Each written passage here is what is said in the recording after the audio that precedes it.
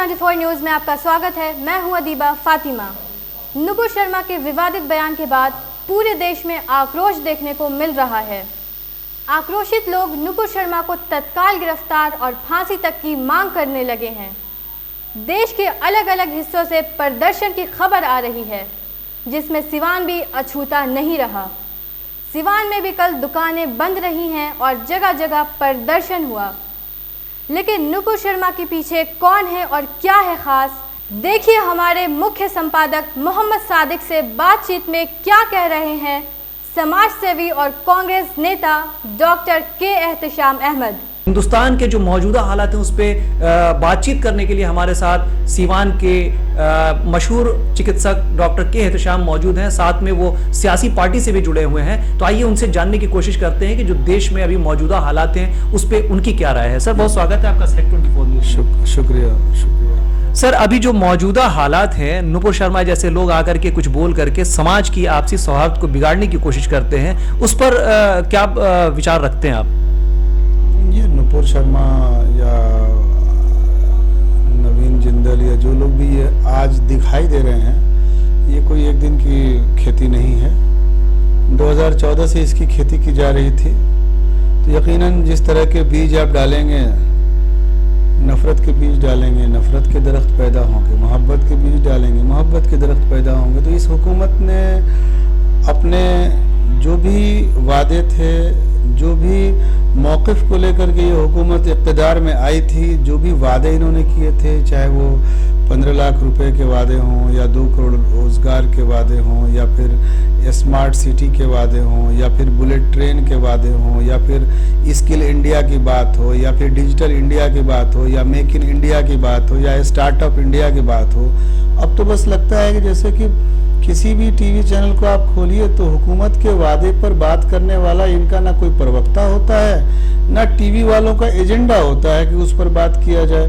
तो कहीं ना कहीं मुल्क के सामने एक ऐसा नैरेटिव सेट करने की नाकाम कोशिश ये लोग कर रहे हैं ताकि जो मुल्क है अपने बुनियाद से, जो उसकी बुनियाद है उस बुनियाद से हट जाए। उस बुनियाद से मुल्क हट जाए, मुल्क इनसे सवाल नहीं पूछे तो जनता से, आवाम से इन लोग जो है ये तरह तरह की चीज़ें बीच में लेकर के आ रहे हैं ताकि जो आवाम है हुकूमत से सवाल पूछना की जगह पे ये चाहे वो ज्ञानवापी में उलझ जाए या हिंदू मुस्लिम में उलझ जाए। तो कहीं ना कहीं ये हुकूमत की नाकामी है मुकम्मल तौर से। हुकूमत अपने अगराज़ व मकासद में जिसके लिए ये हुकूमत आई थी, हिंदुस्तान की तरक्की का वादा करके आई थी। आज हिंदुस्तान के हालात क्या हैं सबको पता है। सारी की सारी चीज़ें ये लोग रोज़ाना बेच रहे हैं। तो मतलब ये है कि हिंदुस्तान ने जितनी चीज़ें बनाई थी, जितनी चीज़ों को लेकर के हमारे मुल्क के नौजवान उसके लिए एक उम्मीद रखते थे कि हम बैंक में नौकरी करेंगे, बैंक बिक रहा है। हमारे नौजवान कहते थे कि हम रेलवे में नौकरी करेंगे, न जाने कितने स्टेशन बिक गए। हमारे नौजवान कहते थे कि हम एयर इंडिया में नौकरी करेंगे, एयर इंडिया बिक रही है, बिक गई। तो स्थिति क्या है कि आज की तारीख में LIC का भी स्थिति वही आप देख रहे हैं। LIC के भी IPOs आ गए। कहीं ना कहीं वो प्राइवेटाइजेशन की तरफ ही एक कदम है। तो मोटा मोटी देश में नौकरियों के जो मामले थे वो पिछले 50 साल में सबसे लोअर स्केल पर आ गए हैं। पिछले इनके जो भी 2014 से आज तक प्रधानमंत्री ये बता नहीं पाए मुल्क को अपने मन की बात में कि इन्होंने कितने लोगों को रोजगार दिया।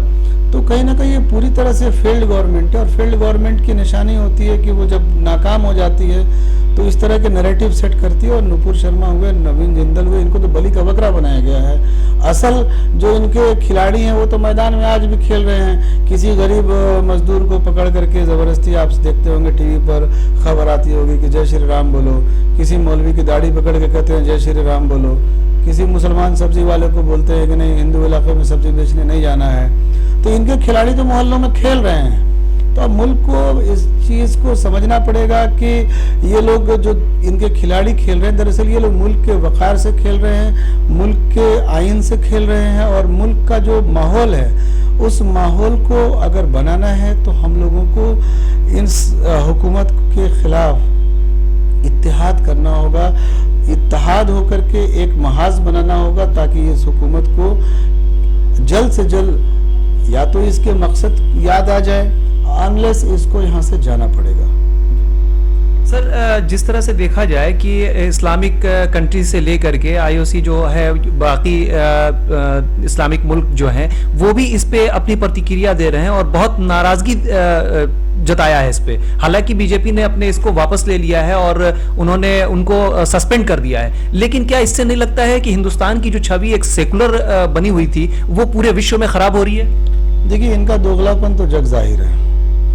ऐसा इसलिए बोलते हैं कि देखिए, अभी इन्होंने लेटर लिखा है OIC को और तमाम जो लोग इनसे हमारे राजदूत को जब तलब किया गया कतर में, तो इन्होंने कहा कि हिंदुस्तान जो है वो टॉलरेंस की कंट्री है और सर्वधर्म समभाव की बात करने वाले हम लोग हैं। तो आप अगर इस तरह के लोग हैं तो फिर आप गोडसे के पुजारी कैसे हो सकते हैं? अगर आप इस तरह के लोग हैं तो आप उस सावरकर का गुणगान करते हैं जो सावरकर ने 1923 में सबसे पहले इस मुल्क को तकसीम करने के लिए आवाज़ उठाई थी कि हिंदू और मुसलमान दो कौमें हैं, ये दो राष्ट्र हैं, ये दो मुल्क हैं, एक साथ रह नहीं सकते हैं। अगर आप वाकई सर्वधर्म समभाव, हिंदू मुसलमान एकता, तमाम चीज़ों में आप बिलीव करते हैं तो आपको आपके जो आइडियल्स हैं वो तो तकसीम करने वाले आइडियल्स हैं। ये एक तरह से दोगलापन इनका इस तरह से भी जाहिर है कि मुल्क के अंदर जब आप देखिएगा तो ये अपने अपने कार्यशाला में, अपने अपने कार्यालय में, अपने अपने इलाके में ये गोडसे के मंदिर, गोडसे की मूर्तियां, सावरकर की पूजा, सावरकर की बात करते हैं। लेकिन अब इनके दोगलापन की इंतहा देखिए कि जैसे ये मुल्क से बाहर जाते हैं तो गांधी गांधी करने लगते हैं, नेहरू नेहरू करने लगते हैं। मुल्क के अंदर आएंगे तो इनके जो जितने लोग हैं उनके आप फेसबुक पोस्ट को चेक करिए, उनके ट्विटर हैंडल को चेक कीजिए, सारे लोग आपके गांधी के खिलाफ लिखते हैं। लेकिन यकीन इस बात का इनको है कि जैसे ही ये सावरकर और गोडसे की बात बैनुल अक़वामी सतह पर करेंगे तो इनसे तो कोई बात करने के लायक ही नहीं मिलेगा, चूंकि इनका इस तरह से दोगलापन है कि ये अपने स्टैंड को लेकर के ठीक से खड़े नहीं हो सकते हैं। अरे आप बोलो ना भाई हम सावरकर के लोग हैं, आप बोलो ना कि हम गोडसे वाले हैं, तो मुल्क के सामने आप बोल ही रहे हो, बैनुल अक़वामी सतह पर भी बोलो। तो ये इनका दोगलापन है और इसी दोगलापन का खामियाजा आज मुल्क उठा रहा है कि इनकी तानाशाही और इनकी तमाम जो नफरती जो एलिमेंट्स हैं, जिनको कि अब खुद बड़े ये कहना कहीं ना कहीं ये हंसी की बात है कि ये खुद अपने प्रवक्ता को फ्रिंज एलिमेंट कह रहे हैं। अब इससे बड़ा मजाक क्या हो सकता है? फ्रिंज एलिमेंट कह रहे हैं, यानी कि आप भाजपा के लोग जब अपने प्रवक्ता को बहाल करते हैं तो क्या आप उनका बायोडाटा, उनके बारे में नहीं पता करते? आप उनको फ्रिंज एलिमेंट कह रहे हैं, असामाजिक तत्व। तो यकीनन आपने सच बात कबूली है कि भाजपा पूरी की पूरी असामाजिक तत्वों की ही पार्टी है। ये खुद इनका एतराफ है, इनका इकबाल है और ये लिख करके दे रहे हैं। अभी भी आपको फेसबुक पर, ट्विटर पर ये जो सरकार का स्टैंड है जो इन्होंने लिखा है, नुपुर शर्मा के बयान के बाद जो इन्होंने अपना स्टैंड क्लियर करते हुए इनको सस्पेंड किया है, तो कहते क्या है कि ये उनका जाती है और वो फ्रिंज एलिमेंट है। तो सवाल यहीं से फिर खड़ा हो जाता है कि अगर ये फ्रिंज एलिमेंट है तो क्या आपकी पार्टी फ्रिंज एलिमेंट को अपने यहाँ काम पर लगाती है? तो आपने दो फ्रिंज एलिमेंट्स को तो निकाल दिया, ये पूरी की पूरी पार्टी जो आपके फ्रिंज एलिमेंट से भरी हुई है, नीचे से लेकर ऊपर तक जो असामाजिक तत्वों की भरमार है, इनके साथ हिसाब किताब कौन करेगा भाई? तो ये अभी तो कहीं ना कहीं एक कहीं पर निगाहें, कहीं पर निशाना, बैनुल अक़वामी दबाव था। और बड़े शर्म की बात है इस हुकूमत के लिए कि गोपालगंज के साइज का जो मुल्क है, जिसकी आबादी गोपालगंज के बराबर है, जिसका क्षेत्रफल गोपालगंज के बराबर है, वो हमारे मुल्क, ऐसा मुल्क जिसने कि इस पूरी दुनिया को जमहूरियत का सबक सिखाया, ऐसा मुल्क जिसने इस पूरी दुनिया को सेकुलरिज्म बताया, ऐसा मुल्क जिसने इस पूरी दुनिया को मुख्तलिफ चीज़ों में लीड किया हो, उस मुल्क के सफीर को बुलाया जा रहा है, तलब किया जा रहा है और सफाई पेश करने की बात कही जा रही है, माफी मांगने की बात की जा रही है। हमारा मुल्क माफी नहीं मांगेगा। अगर माफी मांगनी है तो सिर्फ और सिर्फ भाजपा के लोगों ने गलतियां की हैं, भाजपा माफी मांगे, भारत क्यों माफी मांगेगा? इसमें भारत की कोई गलती नहीं है। सर, नहीं लगता है कि यहाँ पर आकर के भारत का जो एक ये है, जो उसका बना हुआ वकार है, उसको कहीं धुबिल की जा रही है? भारत के वकार को नुकसान पहुंचाने का इन लोगों ने पहले दिन से काम किया, जिस दिन से ये आए हैं उस दिन से ये काम कर रहे हैं। लेकिन भारत बहुत बड़ा मुल्क है, इसकी जड़ें काफ़ी गहरी हैं, समाज काफ़ी आपस में जुड़ा हुआ समाज है। हिंदू मुसलमान में यहाँ बहुत एका है, बहुत मेल और मिल्लत है। अभी हम लोग राजन जी महाराज आने वाले हैं, सिवान में एक राम कथा की आयोजन समिति बन रही है। उस आयोजन समिति में मैं मेंबर हूँ, राम कथा के आयोजन समिति में मैं मेंबर हूँ। तो ये हमारा हिंदुस्तान है कि राम कथा का आयोजन समिति का जब गठन होता है तो वहाँ एहतशाम अहमद मेंबर की हैसियत से होता है उस राम कथा कराने के लिए।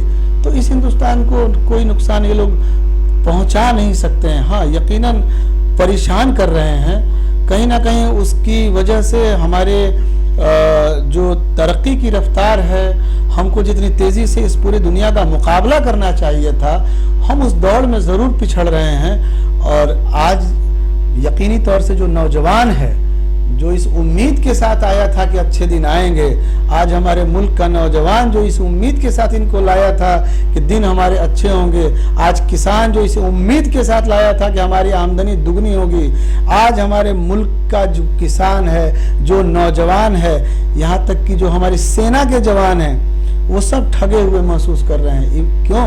क्योंकि अभी आपने देखा कि अब तो ये सेना को भी ठेके पर बहाली करने जा रहे हैं। तो यानी कि मुल्क की सालमियत पर भी इनका कहीं ना कहीं सीरियस नहीं है। मुल्क किसी भी मुल्क में फौज कहीं कॉन्ट्रैक्ट पर नहीं रखी जाती है। भारत एक निराला मुल्क बन रहा है इस पूरी दुनिया में, जहां पर कि अभी फौज की बहाली जो है वो ठेके पर होने जा रही है। तो आप अंदाजा लगा सकते हैं कि कितने नॉन सीरियस लोग हैं। और धीरे धीरे इनकी पोल खुल रही है और यकीनी तौर से जो हमारा नौजवान है, जो हमारा किसान है, वो इनकी बातों को अब बहुत अच्छी तरह से समझ चुका है। और 2024 में इनका सुपड़ा साफ होना तय है।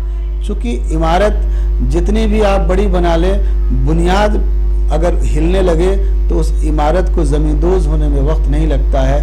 और इन्होंने जो हरकतें की हैं इस मुल्क के साथ, अवाम के साथ, किसान के साथ, नौजवान के साथ, सेना के जवान के साथ, ये तमाम हरकतें इस तरीके की हैं कि आज इनकी जड़ें अब हिल रही हैं। और बहुत जल्दी वक्त आएगा कि अब ये अपने आप भरभरा करके नीचे गिर जाएंगे। हमारा मुल्क कल भी गौरवशाली था, हमारा मुल्क आज भी गौरवशाली है, हमारा मुल्क कल भी गौरवशाली रहेगा। ये भाजपा इन लोगों का ड्रामा है। इस ड्रामे में कुछ हमारे मुल्क के भोले भाले लोग इस बहाने में आ गए कि शायद कुछ अच्छा हो जाएगा, लेकिन अब वाकई वो सब ठगे हुए महसूस कर रहे हैं। बहुत शुक्रिया सर हमसे बात करने के लिए। Thank you, thank you. तमाम बड़ी खबरों के लिए बने रहे हमारे YouTube चैनल Select 24 न्यूज़ को सब्सक्राइब, लाइक, शेयर ज़रूर करें। साथ ही हमारे Facebook पेज को भी लाइक, शेयर, कमेंट करना ना भूलें और हमारे वेबसाइट www.select24news.live पर विजिट ज़रूर करें। धन्यवाद।